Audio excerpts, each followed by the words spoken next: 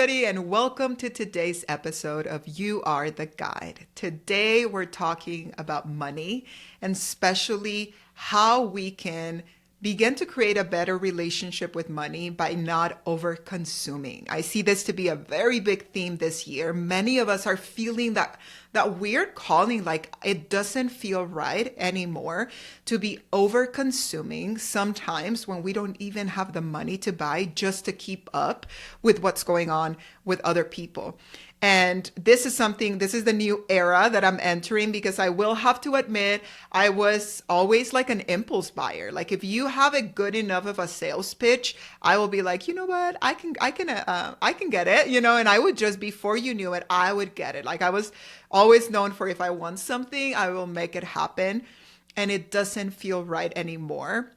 I think all of this may have to do with the world is changing. The economy has changed so much. And I think all of us are feeling it. Even the expenses at home, just to like pay rent or a mortgage, it's high, the bills. So we want to make sure that if we are, remember, money is energy. The reason why we even have whatever we consider the money we have in the bank account, or even physically cash in our hands, is because we invested our time somehow, or we gave our expertise, which is our energy as well. We had to invest time. We had to invest energy. It didn't just magically appear. It's worth it. Like if you value your time and you value your energy, you should value and respect your money. And it really comes down to the way you feel about yourself. But there's little things that we can do. I want to share with you today some things that I have been doing recently and that I'm just starting really, like I cannot even say they are 100% part of my life yet, but they feel right. And it's something that I want to continue to do. So the first thing is regarding impulsive shopping. I find that it's so easy to fall for something in that moment. If it's like, I thought I had like a microphone here. If it's something that you really want, or you really feel that you need, like it's not a need that you had, but if somebody markets it correctly, you suddenly feel the urge that you needed.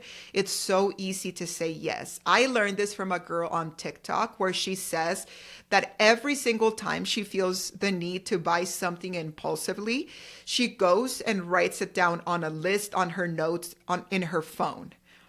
It has a home. Like, okay, you really want it, we're going to put it in that list. And then you have to wait at least 24 to 48 hours to revisit the item and see if you actually want it. For most of us, by that time, we may not want it, we forgot about it. And having a non-negotiable rule of saying, if I really feel I want something, it goes in that list. If after 48 hours, maybe I really find that I need it, I will buy it. I know that for me, it has to do more with items or things that I may need for the house or things like that. But because my second one is that I made the decision for this year, for anything that has to do with clothes, with the exception of underwear and like socks, or even shoes, but everything else, I'm thrifting it. And I'm thrifting it at a good price. And I fell in love with thrifting last year. It was something that I just enjoyed so much, like the process and finding things. And I think I just had a really good experience because I found amazing items in good quality for a good price, like the most amazing jackets and like things, coats. That I was like, why am I even buying anything new? Like, I feel it's also better for the environment, and it really helped me to save money. And lastly, just to say, the mall is having a budget of what I allow myself to spend a month. So that is the amount I allow myself to spend. And outside of that, it's money. Like I have to feel like I don't even have it anywhere. So the combination of those three things: first, making the decision to thrift any clothing items, or as much items as I can that I need, not just that I want, but that I need. Now, to buy that, I need to stick to the budget that I have for the month. And if it's something else, or even possibly something that I want, that feels like an impulsive buy, it's an automatic no until it goes on the list and 24 to 48 hours have passed. So I know that it's a no. For now, I want this. Nope. It's a nope. Then you put it on the list, which already feels a little bit annoying to go and put something in a list. And then you wait. And then if you still need it, okay, it's something that I may consider to buy. These three things, I feel that first, they're very new for me because I'm not naturally like a budgeter kind of person. I've always been a little bit more flowy. So this allows me to have a system of knowing that as long as all of my base necessities are taken care of, I get to choose how I manage the energy and the time of mine in the form of money that I have. And unless it's on that list and I really need it, and unless if it's close, I'm thrifting it, and unless it's within that budget, it's a no for me. But I still feel okay because I'm sticking to my goals because I have everything else that I need. You know what I mean? I want to feel blessed. I find that there's a book that I love. It's called Happy Money. And it talks about how you can sometimes get a lot of money. Let's say the money from a really ugly divorce, where the money itself, it's unhappy money because it comes from this energy that was negative, or maybe the person didn't want to give it to you. And it was explaining how many people share that a lot of the times when they get unhappy money, they lose it or spend it really quickly. It's like this thing you don't want to keep or you don't value, so you don't spend it wisely. And how happy money is money that you feel proud that you have, that you feel proud that you created, or money that somebody gave you in a very loving way. And it gives you perspective on how important is our attitude when we pay our bills, you know? Like when we're paying our bills, are we like, ugh, I have to pay the electricity bill again. Like, ugh, I don't want to. Or are we actually feeling grateful that because we're paying that bill, we have like, I always give the example, like you can wake up at night, it can be dark, and then you can go blick, and then there's light, and then you can see and not hurt yourself. Like, can we value the fact that we have so much? And already when we're going to pay our electricity bill, be like, I want to pay my bill. And I feel grateful that I'm paying my bill. I feel grateful that I'm paying my water bill. I feel grateful that I'm saying no to that impulsive purchase because I value myself and I value the time and I respect the energy that I put into what it took me to make this money. The energy changes so much. And then you start in your own little life and in your own little budget. You start playing with happy money because you yourself are okay saying no. You're okay saying yes. You're being grateful because money is just that energy. It has to go and it comes back. It's like water. It's just flowing, but it's more of how you feel when you do that. I know not everybody needs to have these practices, and I'm not saying them like to think that everybody needs them, but I just hope to maybe inspire somebody out there that maybe like, I'm in that mood too. Like I really, really either need to like take a hold of my money because I'm struggling, or I want to because I'm tired of spending so much money.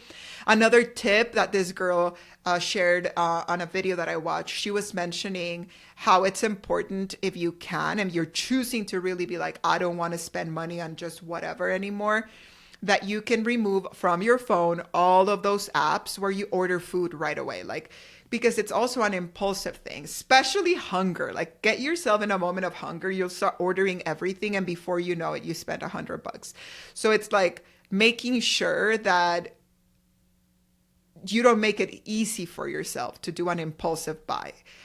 She mentions the importance of removing your credit card number from like Amazon. I know that's annoying, but like if your credit card number is not there, you may very easily have to stop to say, no, I'm not going to buy it because you have to actually be like, oh, let me pull out my credit card and put the number in.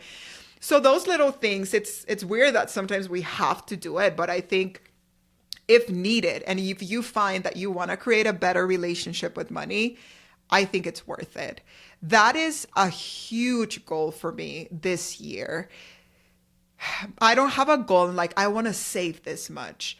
I want to save. So, well, maybe I do have a goal with that, but it's not at the top of the list. So I do have a goal, but it's not at the top of the list. It's more, I want to change the energy and the vibe that I put out there when I'm dealing with money, when I'm paying things, and when I'm saying no to things that I want. Not that I need, that I want. Like, I want to be like, I feel good that I said no. So what I've done is I went to my phone and I put on my notes things I want, and everything that I want, I just add it there. Like when I see something, I run into an ad and I'm like, bloop, and I put it there and I put it there. And it's allowing me to feel like there's no need to rush anything. If there is something on that list that you really, really want and you find that it's valuable for your time and your energy, you can get it next week. Like, don't rush, baby, don't rush. Take it slow, you can discover. I think it's a lot of also self-discovery with like different emotions that come up. For many of us, it's all about self-worth. And I was talking about it in the astrology episode that I did, where if you want to go deeper into finding what is the flavor of how you deal with money, how you can create money in life, you want to go look at your astrology chart and look at the second house.